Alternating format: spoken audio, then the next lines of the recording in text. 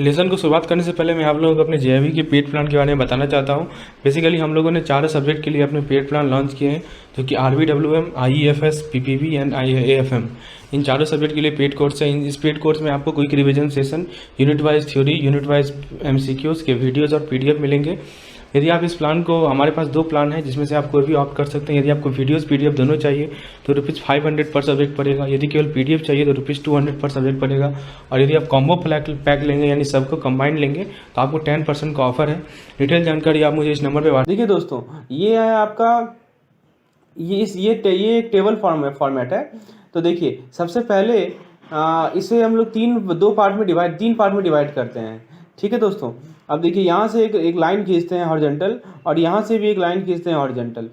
Friends देखिए, ये वाला जो पोर्शन है, ये है पोर्शन हमारा GDP का। ठीक है, और ये जो पोर्शन है, यहाँ जो पोर्शन है, ये NFI है। ठीक है, और दोस्तों ये जो पोर्शन है, ये हमारा GNP का। ठीक है, और ये जो पोर्शन है, ये हमारा है दोस्तों डेप्रिसिएशन का। और ये जो पोर्शन है वो है हमारा NNP का। NNP किस रेट में? Market price, eight the rate market price. तो दोस्तों जरा ये सब टर्म को समझिए। यहाँ पे मैंने कुछ टर्म लिखे हैं। पहला है NFI। क्या लिखा है मैंने? NFI होता है दोस्तों net factor income from abroad. Net factor income from abroad. ठीक है, ये क्या होता है इसके बारे में हम लोग ऑलरेडी डिस्कस कर चुके हैं डिटेल में। पिछले वीडियो में आप जाके देख सकते हैं। अभी हम लोग शॉर्ट नोट्स, मतलब कम समय में चीज़ों को क्लियर करने का प्रयास कर रहे हैं। GDP का फुल फॉर्म है आपको दोस्तों। GDP आपको बताइए ग्रॉस डोमेस्टिक प्रोडक्ट होता है। GNP ग्रॉस नेशनल प्रोडक्ट होता है। NNP है दोस्तों हमारा नेट नेशनल प्रोडक्ट। दोस्तों यहाँ पे एक टर्म है डी मतलब है डेप्रिसिएशन। डी का क्या मतलब है? डेप्रिसिएशन। उसके बाद है दोस्तों उसके बाद चलिए यहाँ से आपको देखिए क्या समझ में आ रहा है कि यदि मान लीजिए कि आपको GDP दे रखा है और GNP निकालना है, तो उसमें आप क्या जोड़ेंगे? NFI जोड़ेंगे। ठीक है, फिर देखिए GNP पता है और NNP पे आना है, तो उसमें क्या क्या सब्ट्रैक्ट करेंगे? डेप्रिसिएशन को सब्ट्रैक्ट करेंगे। चलिए यहाँ तक तो क्लियर है। इससे आप फर्दर इस टेबल को आगे बढ़ा सकते हैं। ठीक है, एक और यहाँ पे आप एक और बार चार्ट यहाँ ड्रॉ कर लीजिए। अब देखिए दोस्तों, इसमें हम लोगों ने NNP eight the rate market price लिखा। ये MP है, MP मतलब मार्केट प्राइस। इसमें आपको क्या करना है? इसमें आपको एक टर्म है, यहाँ पे हम लिखेंगे NI होता है हमारा नेशनल इनकम। जब हम लोग नेशनल इनकम की बात करते हैं तो ये होता है net national product at the rate factor cost. ठीक है, ये हम लोग ऑलरेडी डिस्कस कर चुके हैं। तो इसके लिए फॉर्मूला होता है ID indirect tax minus subsidy. ठीक है, माइनस सब्सिडी। तो दोस्तों अब देखिए यहाँ पे ID मतलब आप समझ लीजिए। ID का क्या मतलब है? ID का मतलब है इनडायरेक्ट टैक्स। ठीक है, और फिर इसमें सब्सिडी को घटाएगा तो आपको क्या मिल जाएगा? नेट नेशनल इनकम मिल जाएगा, जो कि NNP पे होगा।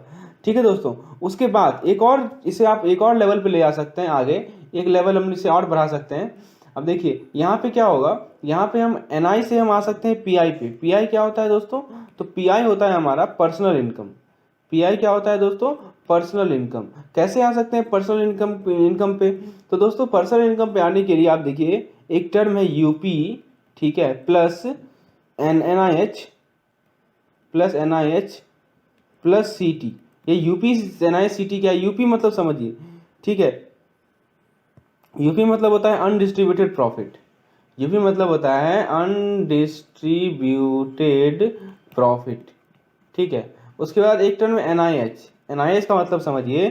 NIH का मतलब होता है net interest by house holder. और दोस्तों तीसरा जो टर्म है वो है CT का मतलब होता है कॉर्पोरेट टैक्स। ठीक है, तो दोस्तों ये चार्ट को आप दिमाग में बनाए रखिए, काफ़ी हेल्पफुल चार्ट है आपको। मान लीजिए कि देखिए कैसे आप इसका यूज कर सकते हैं मैं बताता हूँ। आपको GDP दिया हुआ है, GNP निकालना है, तो आप क्या कीजिएगा? नफिया को जोड़ दीजिएगा। आपको GNP दिया हुआ है, NNP निकालना है, तो क्या कीजिएगा? डेप्रिसिएशन को क्या कीजिएगा बताइए? डेप्रिसिएशन को आप क्या कीजिएगा? माइनस कर दीजिएगा, तो NNP निकल जाएगा। और NNP जो निकलेगा वो मार्केट प्राइस पे निकलेगा। अब आपको NNP फैक्टर कॉस्ट पे निकालना है, जो कि NI होता है, तो उसमें आपको ID माइनस सब्सिडी को क्या करना पड़ेगा? सब्ट्रैक्ट करना पड़ेगा। ठीक है, मान लीजिए GDP दिया हुआ है और NNP पे आना है, तो कैसे आइएगा?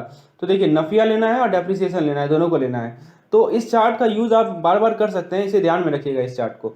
इसके अलावा कुछ इंपॉर्टेंट फॉर्मूलेस थे जो कि मैं आपको रिकॉल करा देता हूँ, ये तो है ही इंपॉर्टेंट फार्मूला। उसके अलावा आपको ध्यान रखना है कि जीडीपी कंपटीशन का कुछ फार्मूला था, याद होगा आपको। तो एक तो हमारा है एक्सपेंडिचर मेथड। एक्सपेंडिचर मेथड में मैंने आपको बताया था कि जो जीडीपी होता है वो होता है C plus I plus G plus X minus M. यहाँ पे C है दोस्तों हमारा क्या है, C है प्राइवेट कंजम्पशन, ठीक है, C है प्राइवेट कंजम्पशन, I है दोस्तों ग्रॉस इन्वेस्टमेंट, G है हमारा गवर्नमेंट स्पेंडिंग, और X माइनस M है हमारा एक्सपोर्ट माइनस इम्पोर्ट। उसके बाद दोस्तों सेकंड जो मेथड था वो था हमारा इनकम मेथड। इनकम मेथड में मैंने आपको जीडीपी, ये तो हमारा है एक्सपेंडिचर मेथड, ठीक है। The second method was income method, और इनकम मेथड से मैंने आप लोगों को बताया था कि जीडीपी कैसे निकालते हैं। तो इनकम मेथड से जीडीपी कैसे निकालते थे आपको याद होगा, W plus P plus IN plus R। ये W क्या है, W है वेजेस, P क्या है दोस्तों प्रॉफिट, IN क्या है इंटरेस्ट, और R क्या है दोस्तों रेंट है। चलिए ये भी क्लियर है। और दोस्तों तीसरा मेथड मैंने आपको बताया था प्रोडक्ट अप्रोच। तो प्रोडक्ट अप्रोच में आपको मैंने नॉमिनल जीडीपी समझाया था और एक आपको रियल जीडीपी समझाया था। तो नॉमिनल जीडीपी क्या होता है आपको याद है, यदि हम लोग आज के करंट वैल्यू में जीडीपी को कैलकुलेट कर रहे हैं तो वो हमारा होता है नॉमिनल जीडीपी। और रियल जीडीपी क्या होता है कि जब नॉमिनल जीडीपी को, देखिए रियल जीडीपी में क्या होता है कि टुडेज आउटपुट किसी बेस ईयर प्राइस पे कैलकुलेट कर रहे होते हैं। तो ये आपको क्लियर है। उसके बाद दोस्तों एक इंपॉर्टेंट फॉर्मूला था जो कि हम लोगों ने ऑलरेडी देख लिया है, पर्सनल इनकम का, वो भी हम लोगों ने देखा है। अब हम लोगों ने नेशनल इनकम को निकालने का 3 मेथड देखा था। एक था हमारा प्रोडक्ट मेथड, एक था हमारा इनकम मेथड, और तीसरा था हमारा एक्सपेंडिचर मेथड। तो ये सब हम लोगों ने ऑलरेडी डिस्कस कर लिया है। तो जीडीपी से जीएनपी पे कैसे आना है, जीएनपी से एनडीपी पे एनडीपी पे कैसे आना है, ठीक है, ये सब हम लोगों ने देख लिया है। तो फ्रेंड्स आइए अब हम लोग कुछ एमसीक्यूज को करते हैं जो भी थ्योरी हम लोगों ने डिस्कस किया उस बेसिस पर। तो फ्रेंड्स सबसे पहला एमसीक्यूज देखते हैं दोस्तों। आइए, तो सबसे पहला क्वेश्चन है हमारा कि gross domestic product is a total measure of, ठीक है, is total measure of all, option A consumer income in an economy over a period of time, option B capital accumulation in an economy over a period of time, option C sales in economy over a period of time, option D final goods and services produced in economy over a period of time। तो दोस्तों GDP का definition ही है कि आप final goods and service जितना produce कर रहे हैं सभी का जो मार्केट वैल्यू होता है वही हमारा जीडीपी होता है। So option D will be the correct answer, ठीक है दोस्तों। क्या आंसर सही होगा, ऑप्शन डी करेक्ट आंसर होगा। आइए नेक्स्ट क्वेश्चन को देखते हैं। The difference between gross domestic product, देखिए कि क्या क्या किसके बीच का डिफरेंस पूछा गया है, तो जीएनपी और जीडीपी के बीच का डिफरेंस पूछा गया है। अब बताइए दोस्तों जीएनपी और जीडीपी के बीच का डिफरेंस क्या होगा। तो दोस्तों जीएनपी का जब हम बात करते हैं तो क्या होता है दोस्तों, आप उसमें क्या लेते हैं कि जैसे मान लीजिए कि कोई भारत का निवासी है, वो किसी दूसरे फॉरेन कंट्री में काम कर रहा है, और यदि मान लीजिए कि कोई दूसरा फॉरेन लेबर है वो भारत में काम कर रहा है, तो इस चीज़ को कौन अकाउंट में लेता है, तो जीएनपी अकाउंट में लेता है। तो दोस्तों आपको मैंने अभी टेबल ही बताया था, याद होगा आपको, यहाँ पे अभी मैंने टेबल जो आपके लिए ड्रॉ किया था, तो आपको याद होगा कि यहाँ पे मैंने आपको जीडीपी भी दिखाया था, यहाँ पे मैंने आपको जीएनपी दिखाया था, और यहाँ पे मैंने आपको एनएफआईए दिखाया था। तो यहाँ से आप देख सकते हैं ना क्या फॉर्मूला निकल रहा है कि GNP is equal to GDP plus NFIA. बताइए ये तो निकल ही रहा है ना, ठीक है। तो दोस्तों यहाँ पे क्वेश्चन ये पूछ रहा है कि जो जीएनपी और जीडीपी के बीच का डिफरेंस है वो क्या होता है, तो वो होता है दोस्तों हमारा एनएफआईए। एनएफआईए क्या है, net foreign income from abroad, ठीक है। अब net foreign income from abroad कैसे कैलकुलेट करेंगे ये भी मैं आपको बता देता हूँ। देखिए चीज़ों को एक टॉपिक से आप बहुत सारा चीज़ समझ सकते हैं, ठीक है। तो दोस्तों जरा देखते हैं कि जो एनएफआईए है उसे हम लोग कैसे कैलकुलेट कर सकते हैं।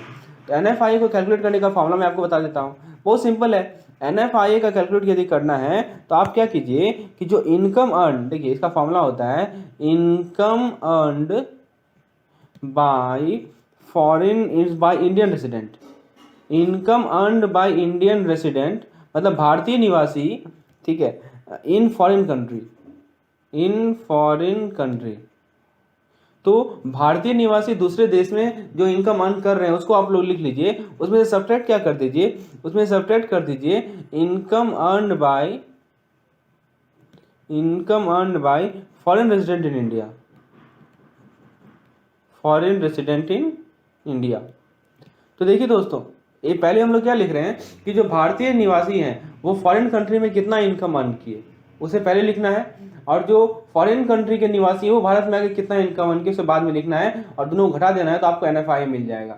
चीज़ें आपको क्लियर है? तो NFIA कैसे निकालते हैं हम लोग? GNP में से GDP को घटाकर। आइए आगे नेक्स्ट क्वेश्चन को देखते हैं। क्वेश्चन नंबर 3 है, देखिए इससे पहले वाले क्वेश्चन का करेक्ट आंसर है option number C. Option number C से क्या होगा दोस्तों? करेक्ट आंसर होगा। ये चीज़ आपको क्लियर हो गया। आइए नेक्स्ट क्वेश्चन देखते हैं, question number 3। GDP an important estimate can be computed on various method. क्या कर रहा है दोस्तों कि GDP को हम लोग अलग अलग मेथड पे GDP को हम लोग अलग अलग मेथड पे कंप्यूट कर सकते हैं। तो इसमें से कौन सा मेथड यूज़ नहीं होता है GDP कैलकुलेशन में? अब दोस्तों बताइए, GDP को कैलकुलेट करने का हमारे पास 3 मेथड है। पहला जो मेथड है वो है हमारा एक्सपेंडिचर मेथड, दूसरा मेथड है इनकम मेथड, और तीसरा मेथड है हमारा प्रोडक्ट मेथड। लेकिन ये जो ज्योग्राफी वाइज लिखा हुआ है ये गलत है। ज्योग्राफी वाइज वैसा कोई मेथड है नहीं। तो ऑप्शन 1 सही है, ऑप्शन 3 सही है, ऑप्शन 4 सही है, लेकिन ये geography wise is not a method. So correct answer will be option number 2। चलिए आगे देखते हैं। Which of the following statement regarding GDP is correct. क्या कर रहा है कि GDP के रिगार्डिंग कौन सा स्टेटमेंट सही है? तो क्या कर रहा है कि GDP at current price is called real GDP, GDP at base price called real GDP, both of the none of the. दोस्तों जब मैं प्रोडक्ट अप्रोच आपसे डिस्कस कर रहा था तो मैंने आपको बताया था एक टर्म होता है नॉमिनल GDP और एक टर्म होता है दोस्तों हमारा रियल GDP। ठीक है, तो दोनों में अंतर क्या है दोस्तों कि जब आप इकोनॉमी में टोटल प्रोडक्शन का एस्टिमेट कर रहे हो, ठीक है, और वो प्रेजेंट मार्केट प्राइस पे कर रहे हो तो हमारा नॉमिनल GDP आता है। लेकिन यदि सेम काम आप यदि किसी बेस ईयर प्राइस पे कर रहे हो, ठीक है, तो हमारा क्या होता है दोस्तों? रियल GDP आता है। तो देखिए कीवर्ड क्या है यहाँ पे? कीवर्ड है करेंट मार्केट प्राइस, यानी आज के मार्केट प्राइस पे यदि आप इकोनॉमी में टोटल प्रोडक्शन को कैलकुलेट कर रहे हो तो नॉमिनल GDP आएगा, और यदि आप किसी बेस ईयर पे इसी चीज़ को कर रहे हो तो ये हमारा रियल GDP आएगा। यहाँ पे क्वेश्चन में कहा गया है कि GDP एट करंट प्राइस, तो जैसे ये करंट प्राइस दिखे आपके दिमाग में बैठना चाहिए कि ये हमारा होगा नॉमिनल GDP। तो ऑप्शन कर रहा है रियल GDP, ये तो गलत है। और यहाँ कर रहा है GDP एट बेस प्राइस, ये सही है। So option B is the correct one, C and D is wrong. So correct answer will be option number B. ठीक है, आगे देखते हैं। GNP is greater than GDP when. आप देखिए बहुत अच्छा क्वेश्चन है। आप GNP और GDP को कैसे रिलेट करते हो बताओ? देखिए GNP is equal to GDP plus NFI लिख सकते हैं ना। यदि आप इस GDP को उठा के लेफ्ट हैंड साइड में ले आए तो GNP minus GDP is equal to क्या हो जाएगा? NFI। अब क्या करना है कि GNP जो है वो GDP से ज़्यादा है, तो जब GNP GDP से ज़्यादा होगा तो ये जो डिफरेंस होगा वो ग्रेटर देन 0 होगा ना। समझ रहे हैं बात को? आप ऐसे समझिए, GNP कह रहा है कि GDP से ज़्यादा है, तो इसे आप कैसे कर सकते हो ना कि GNP minus GDP is greater then 0। मतलब हमारा जो लेफ्ट हैंड साइड है वो ग्रेटर देन 0 है, तो ऑब्वियसली हमारा जो राइट हैंड साइड होगा वो भी ग्रेटर देन 0 होगा। तो जो NFI है हमारा net factor income from abroad, वो भी क्या होगा? 0 से ज़्यादा होगा। ऑप्शन को देखिए, ऑप्शन ए कर रहा है ग्रेटर देन 0, ऑप्शन बी कर रहा है लेस देन 0, ये तो गलत है। इक्वल टू 0 इक्वल टू -1, ये भी गलत है। So option A is the correct one. Okay, so GNP जब GDP से ज़्यादा होता है, कब होता है? जब NFI क्या है हमारा? 0 से ज़्यादा है, यदि NFI हमारा क्या है? पॉजिटिव है। चलिए आगे बढ़ते हैं, नेक्स्ट क्वेश्चन को देखते हैं। नेक्स्ट क्वेश्चन में पूछा गया है which of the following is true. अब देखिए, अब अभी तक हम लोगों ने GDP और GNP को देखा, अब हम लोग NNP को देखेंगे। तो बताइए दोस्तों GNP और NNP में क्या रिलेशन है? मैं फिर से आपको टेबल बना के दिखाता हूँ, जितना बार बनाइएगा उतना बार आपको याद रहेगा, और इसको आप बार बार बनाइए ताकि ये चीज़ याद रहे आपको। देखिए यहाँ पे क्या था हमारा? GNP था, यहाँ पे क्या था हमारा? GDP था, यहाँ पे था हमारा NFI, ठीक है, यहाँ पे था हमारा NNP, और NNP किस पे? तो NNP था मार्केट प्राइस पे, ठीक है, और यहाँ पे था हमारा डेप्रिसिएशन। तो दोस्तों बताइए, यदि हम लोग GNP दे रखा है और हमें NNP पे आना है तो क्या करना पड़ेगा? डेप्रिसिएशन घटाना पड़ेगा ना। तो ये तो गलत है, GNP plus depreciation is equal to NNP, ये तो गलत है। अब जरा ऑप्शन बी को देखिए, GNP is equal to GDP plus NFI, ये सही है। देखिए ये तो बिल्कुल सही है। फिर कह रहा है तीसरा NDP is equal to GNP minus indirect tax. अब दोस्तों ये NDP क्या होता है?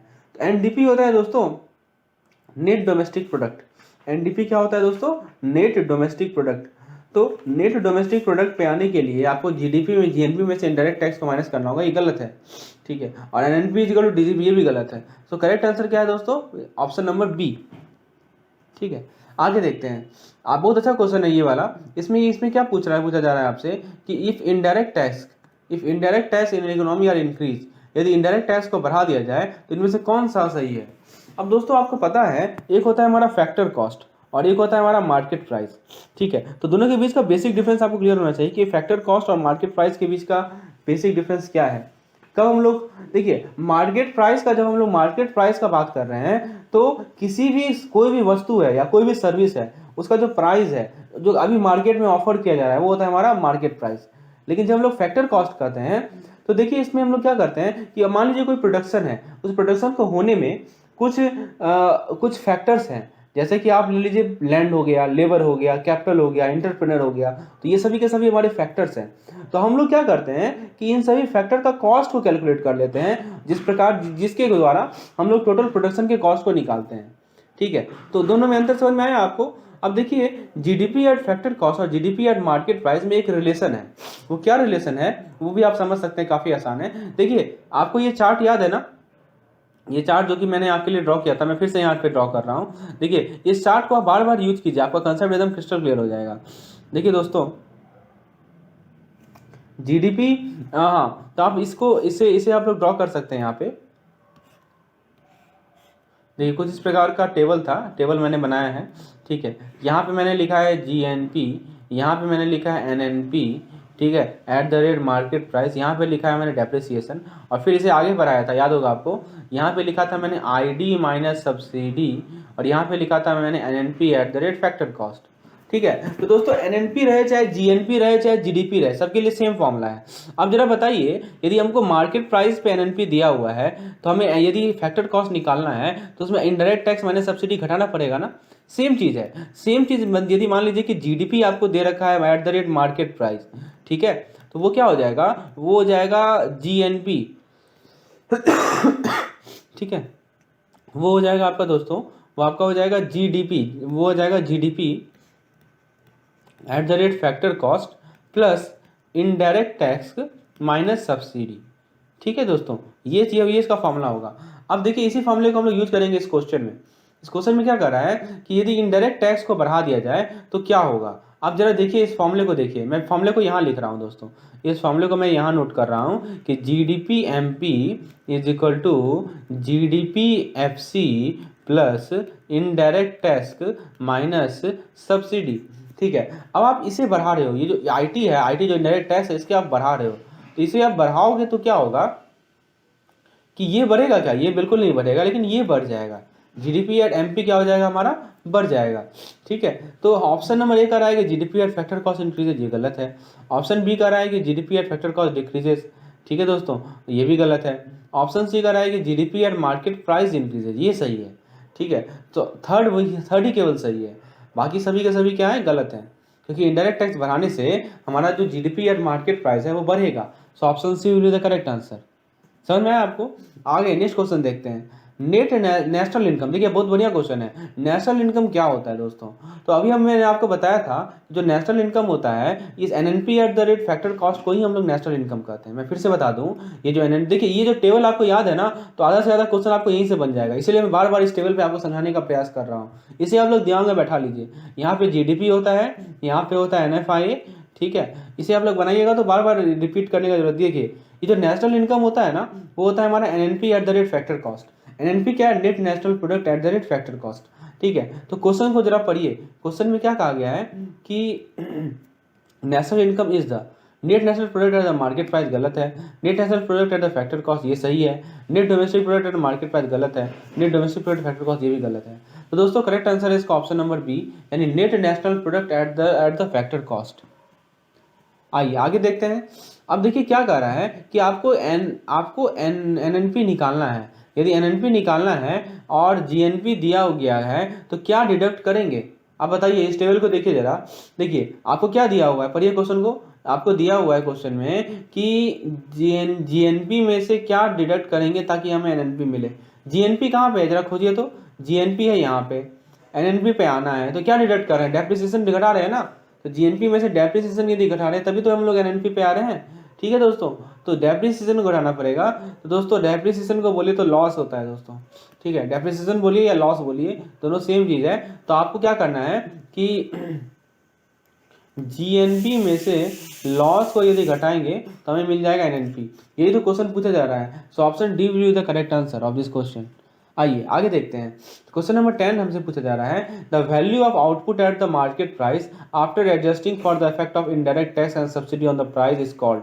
अब देखिए क्या कर रहा है कि आपने इनडायरेक्ट टैक्स और सब्सिडीज के इफेक्ट को एडजस्ट कर लिया, ठीक है। तो मार्केट प्राइस पे जो आउटपुट का वैल्यू होता है उसे क्या कहते हैं? जीएनपी कहेंगे, जीडीपी एट मार्केट प्राइस कहेंगे, जीडीपी एट फैक्टर कॉस्ट कहेंगे, ग्रॉस नेशनल इनकम कहेंगे। तो जीएनआई तो होगा नहीं, जीएनपी भी होगा नहीं, ठीक है। तो होगा दोस्तों फैक्टर कॉस्ट, ठीक है। आपने देखा ना, ये चार्ट को देखिए, इनडायरेक्ट टैक्स और सब्सिडी को यदि आप मैनेज कर लेते हैं तो आपको क्या बचता है? NNP eight the rate factor cost बचता है ना। तो सेम चीज जीएनपी के लिए भी लागू होगा, ठीक है। चाहे वो एनएनपी रहे, जीएनपी रहे, जीडीपी रहे, एनडीपी रहे, सबके लिए सेम रूल लागू होगा, ठीक है। तो दोस्तों क्या आपको मिलता है एडजस्ट करने के बाद? जीडीपी एट फैक्टर कॉस्ट, ठीक है। क्वेश्चन नंबर 11 बेसिकली एक केस स्टडी है। अब देखिए केस स्टडी में कौन कौन से डाटा को हमें लेना है, कौन कौन से डाटा को हमें छोड़ना है वो देखना है।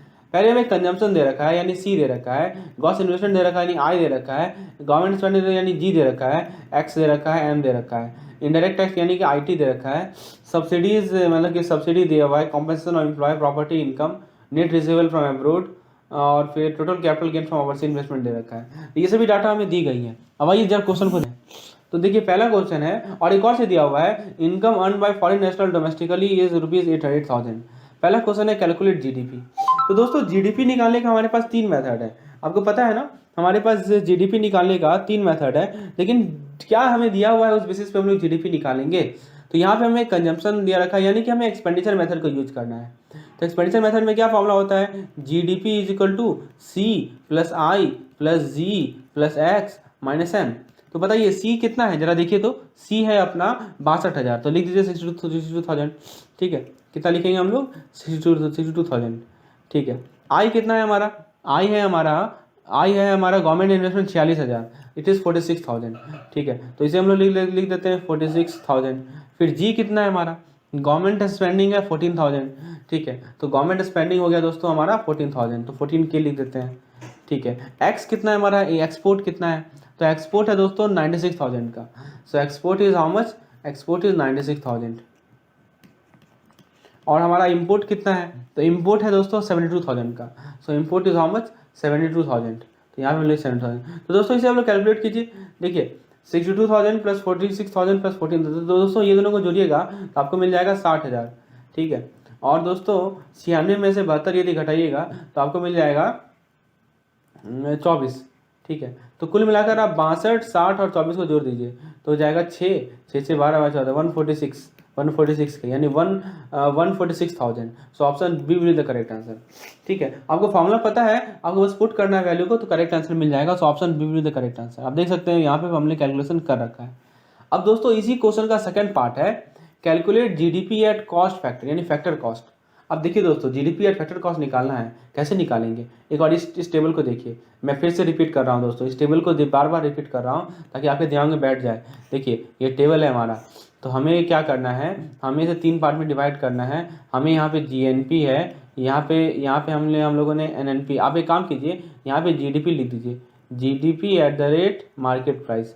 यहाँ पे हमारा डेप्रिसिएशन है, ठीक है। यहाँ पे हम लोगों ने लिया है एनएनआईडी माइनस सब्सिडी, और यहाँ पे मैंने लिखा है GDP at the rate factor cost, ठीक है। आपको जीडीपी निकाल लिया आप लोग, ये निकला 146K, ठीक है। उसमें आपको निकालना है ये कितना है, तो ये निकालने के लिए हमें आईडी माइनस सब्सिडी निकालना पड़ेगा ना। चला ये निकालते हैं, आईडी माइनस सब्सिडी कितना है।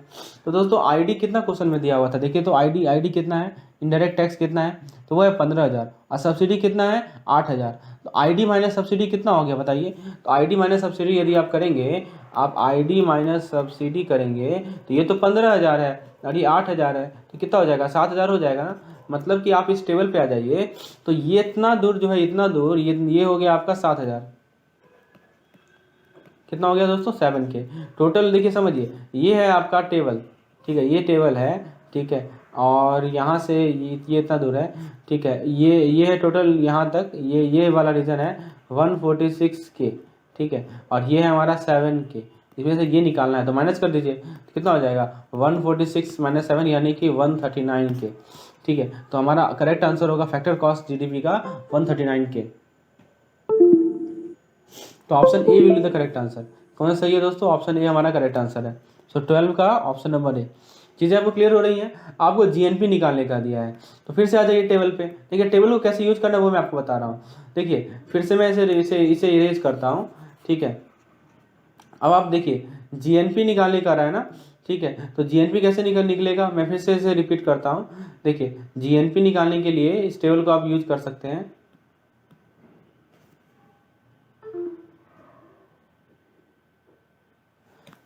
ये यहाँ पे आपका आप लोगों ने यहाँ पे आपका जीएनपी है, यहाँ पे आपका जीडीपी है और यहाँ पे आपका नफिया है, ठीक है। तो जीडीपी आपने निकाल लिया 146K, ठीक है। तो नफिया में निकालना पड़ेगा। नफिया क्या होता है कि हमारे भारत के जो रेजिडेंट बाहर में जो कमा रहे हैं उसे आगे लिखना है, और जो बाहर के लोग हमारे देश से कमा रहे हैं उसे पीछे लिखना है। तो नफिया निकालिए। नफिया कैसे निकलेगा जरा देखिए क्वेश्चन को, जरा क्वेश्चन को देखिए नफिया कैसे निकलेगा। तो नफिया निकालने के लिए हमें क्या क्या डाटा दिया हुआ है, जरा क्वेश्चन को देखिए एक बार। देखिए लिखा है ना, total capital gain from overseas investment, यानी कि बाहर में काम करने से, बाहर में काम करने पर कितना इन्वेस्टमेंट, कितना कैपिटल गेन हो रहा है, 18,000 हो रहा है। और फिर देखिए एक लिखा हुआ है income earn by foreign national domestically 8,000। तो आपको ये जो है नफिया निकालने के लिए 18,000 पहले लिखेंगे और 8,000 बाद में लिखेंगे और दोनों को घटा देंगे, ठीक है दोस्तों। यहाँ तक क्लियर है आपको? तो आप क्या करेंगे, ये जो नफिया कैसे निकलेगा, तो नफिया निकलता है कि हमारे देश के, हमारे कंट्री के रेजिडेंट बाहर से कितना कमा रहे हैं, तो वो कमा रहे हैं 18,000, और बाहर के लोग भारत में कितना कमा रहे हैं, तो वो दिया हुआ है हमें, कितना दिया हुआ है, देखिए 8,000 दिया हुआ है, ठीक है। वो कितना दिया हुआ है हमें, तो हमें दिया हुआ है 8,000। तो इसे हम लोग सब्ट्रैक्ट कर लेंगे 18K माइनस 8K, तो ये मिल जाएगा आपको 10K, ठीक है। आप लोगों ने अब समझिए, अब इस टेबल पे आ जाइए। इतना दूर जो है हमारा, ये हो गया हमारा 10K, 10,000। ये जो है हमारा है वो है 146K, तो ये कितना हो जाएगा 146 + 10 यानी कि 156K, ठीक है। ये हमारा जीएनपी निकल गया। आपको क्लियर है चीज़ें? तो option number C correct answer है इस क्वेश्चन का, जीएनपी का। तो ऐसे आपको सॉल्व करना है इन सभी क्वेश्चन को। आइए एक और केस स्टडी को डिस्कस करते हैं हम लोग। इस केस स्टडी में देखिए कंजम्पशन दिया हुआ है, सी दे रखा है, जी दे रखा है, आई दे रखा है, जी दे रखा है, एक्स है, एम है, taxes, subsidy, compensation employ property income, फिर वही चीज़ है। तो जीएनआई निकालना है। देखिए अब टर्म बदल गया, ग्रॉस नेशनल इनकम निकालना है। अब दोस्तों जब नेशनल इनकम की बात होती है, नेशनल इनकम देखते ही आपके दिमाग में बैठना चाहिए कि ये होता है हमारा NNP eight the rate factor cost, ठीक है। क्या होता है दोस्तों, NNP eight the rate factor cost, ठीक है। अब NNP eight the rate factor cost कैसे निकालेंगे, अब मैं आपको टेबल मेथड समझाता हूँ। अब देखिए टेबल मेथड से कितना जल्दी आप सॉल्व कर सकते हो मैं बताता हूँ। तो सबसे पहले आप जीडीपी निकालिए। जीडीपी कैसे निकालेगा, तो हम आपके पास है एक्सपेंडिचर मेथड। कौन सा मेथड है, एक्सपेंडिचर मेथड। तो निकालिए जीडीपी निकालिए। तो जीडीपी का फॉर्मूला होता है C + I + G + X - M। सी कितना है बताइए, देखिए जरा, सी है हमारा 30,000, इसे लिख दीजिए 30K, ठीक है। आई कितना है हमारा, आई है दोस्तों ग्रॉस इन्वेस्टमेंट है 40K, ठीक है। जी कितना है हमारा, गवर्नमेंट स्पेंडिंग कितना है, गवर्नमेंट स्पेंडिंग है हमारा 20K, ठीक है। एक्सपोर्ट कितना है हमारा, एक्सपोर्ट है दोस्तों 70,000 और इम्पोर्ट है 60,000, तो ये हो जाएगा 70K - 60K, यानी कि हो जाएगा 10K। अब जो दीजिए 30, 3 4 7, 7 2 9, 9 1 10, यानी कि हो गया 100K। तो ये 100K क्या हो गया हमारा, जीडीपी हो गया ना, ठीक है। Okay very good. अब देखिए दोस्तों, अब हमको निकालना क्या है, एनएनपी निकालना है फैक्टर कॉस्ट पे। आप इस टेबल को बना लीजिए, इस टेबल से आपको चीज़ें क्लियर हो जाएंगी। तो दोस्तों देखिए इस टेबल को यदि हम बनाते हैं तो बेसिकली हमें कहाँ से कहाँ आना है वो क्लियर हो जाता है। आपको अभी यहाँ पे आपको ये दे रखा है, ये जीडीपी जो होता है ये आपको दे रखा है, कितना दे रखा है बताइए, ये दे रखा है, ये हम लोगों ने निकाला है 100K निकाला है, ठीक है। और आपको ये होता है हमारा जीएनपी होता है, ठीक है। उसके बाद आपने देखा है कि ये जो होता है हमारा वो होता है एनएनपी, ठीक है, eight the rate market price. ये होता है हमारा डेप्रिसिएशन। उसके बाद आपने देखा है आईडी माइनस सब्सिडी, और यहाँ पे होता है हमारा NNP eight the rate FC. देखिए दोस्तों समझिए, आपको ये दे रखा है, आपको आना कहाँ पे है, हमें आना है यहाँ पे। कैसे आएंगे बताइए, तो आप बहुत सिंपल है, आप आ सकते हैं। देखिए अब जरा आप इसमें से आप ऐसे समझिए कि आईडी माइनस सब्सिडी निकाल लीजिए, ठीक है। ये वाला पोर्शन को आप निकालने का प्रयास कीजिए, आईडी माइनस सब्सिडी कितना है। तो जरा क्वेश्चन पे आ जाइए, क्वेश्चन पे आ जाइए दोस्तों। तो आईडी माइनस सब्सिडी कितना है, तो इनडायरेक्ट टैक्स है आपका 5000 और सब्सिडी है उसमें 1000, ठीक है। तो 5000 में से 1000 यदि घटा देंगे तो कितना मिल जाएगा बताइए। तो दोस्तों 5000 में से यदि आप 1000 घटाते हैं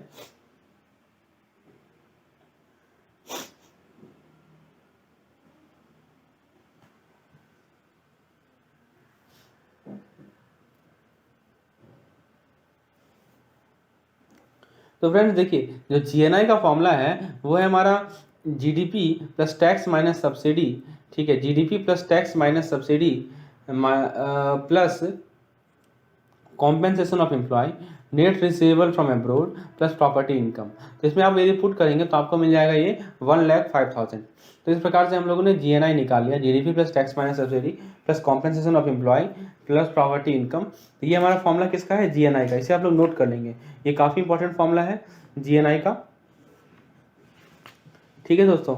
चलिए आगे बढ़ते हैं, नेक्स्ट क्वेश्चन पे आते हैं। तो दोस्तों ये नेशनल इनकम निकालने का एक इंपॉर्टेंट फॉर्मूला है। नेशनल इनकम निकालने के लिए क्या करना है, हमें जीडीपी लेना है, ठीक है। उसमें से हमें net receivable from abroad plus property income, ठीक है, वो ये यानी कि कॉम्पेंसेशन ऑफ एम्प्लॉय, ये सभी को जोड़ना है, ठीक है। फ्रॉम अब्रोड से कितना आया, प्रॉपर्टी इनकम कितना है, ठीक है, और उसके बाद जीडीपी में से जोड़ देना है, और फिर उसके बाद क्या करना है, टैक्स माइनस सब्सिडी को भी जोड़ देना है। तो आपको आंसर मिल जाएगा जीएनआई का 1,05,000। चलिए आगे देखते हैं, which is frequently use method for calculating GDP. तो जीडीपी निकालने के लिए हमारे पास इनकम मेथड है, एक्सपेंडिचर मेथड है, प्रोडक्ट मेथड है। सबसे ज़्यादा फ्रिक्वेंटली कौन सा यूज होता है, तो एक्सपेंडिचर मेथड सबसे ज़्यादा फ्रिक्वेंटली यूज होता है। So option B is the correct one. Next question है, the 3 method of calculating national income. National income निकालने के लिए 3 मेथड कौन कौन से हैं। तो पहला है हमारा प्रोडक्ट मेथड, ठीक है। दूसरा मेथड है हमारा इनकम मेथड, और तीसरा मेथड है हमारा एक्सपेंडिचर मेथड, ठीक है दोस्तों। तो production, income and expenditure, so option D is the correct one, ठीक है। Production, income and expenditure. आगे देखते हैं, फिर से एक हमारा एमसीक्यूज है, को हमारे डाटा दे रखा है कंजप्शन का, ग्रॉस इन्वेस्टमेंट का, government spending, export import, subsidies, compensation of employ, property income, net receivable from abroad. फिर उसके बाद आपसे पूछा क्या है, जीडीपी एट कॉस्ट फैक्टर पूछा है।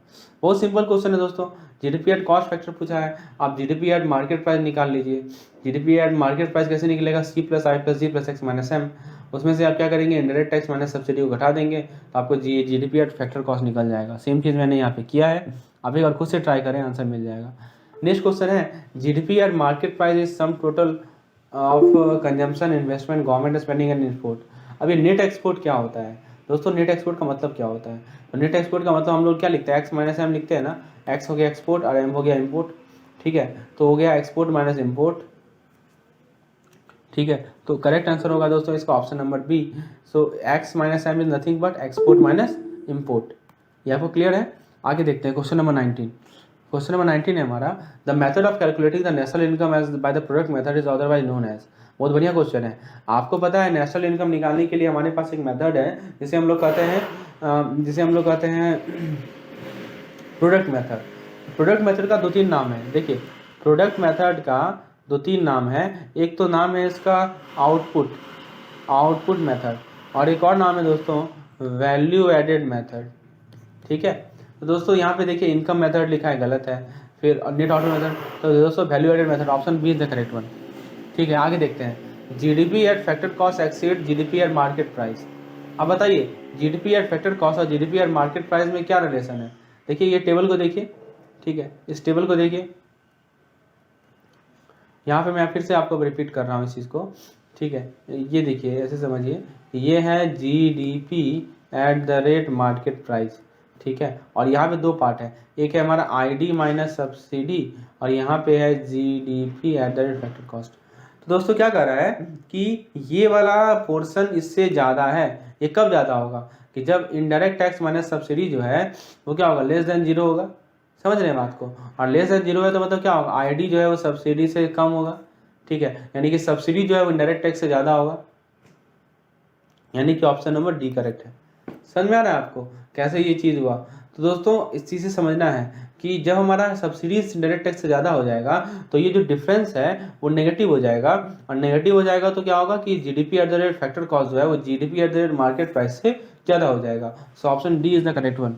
ठीक है, आइए आगे देखते हैं। In context of GDP the value of today's output at today's price. देखिए करंट प्राइस की बात हो रही है, तो करंट प्राइस हमेशा होता है दोस्तों option number D, GDP at current price. ठीक है, इसे हम लोग मार्केट प्राइस भी कहते हैं। चलिए आगे देखते हैं। The net factor income earn within the domestic of a country, domestic territory of a country must be equal to. बहुत बढ़िया क्वेश्चन है। देखिए समझिए इस क्वेश्चन को कि आप किसी कंट्री के डोमेस्टिक टेरिटरी में कितना फैक्टर इनकम अर्न कर रहे हैं, उसे आप क्या कहेंगे। तो दोस्तों एक होता है हमारा एनडीपी, एनडीपी होता है हमारा नेट डोमेस्टिक प्रोडक्ट। तो total value of earning receive by all the factor of production in the form of wages, profit, rent, interest within the domestic territory of a country during an year. ठीक है, तो दोस्तों ये होता है हमारा NDP. NDP होता है हमारा नेट डोमेस्टिक प्रोडक्ट। तो होता क्या है दोस्तों कि जो भी हमारे फैक्टर्स ऑफ प्रोडक्शन हैं, जैसे कि वेजेज हो गए, ठीक है, अर्निंग्स हो गए, इंटरेस्ट हो गए, ठीक है, उसके अलावा आप ले low wages, earning, interest, profit, rent, ठीक है, ये सभी क्या है, फैक्टर ऑफ प्रोडक्शन है ना। तो ये सभी फैक्टर ऑफ प्रोडक्शन के द्वारा जितना अर्निंग रिसीव हुआ उसका टोटल वैल्यू जो होता है वो होता है हमारा एनडीपी। एनडीपी होता है नेट डोमेस्टिक प्रोडक्ट। ठीक है, और वो होता है दोस्तों eight the rate factor cost. क्योंकि फैक्टर कॉस्ट का मतलब ही है कि आप केवल फैक्टर को लेके चल रहे हो, फैक्टर ऑफ प्रोडक्शन को लेके चल रहे हो। तो ये होता है हमारा NDP, net domestic product at the rate factor cost.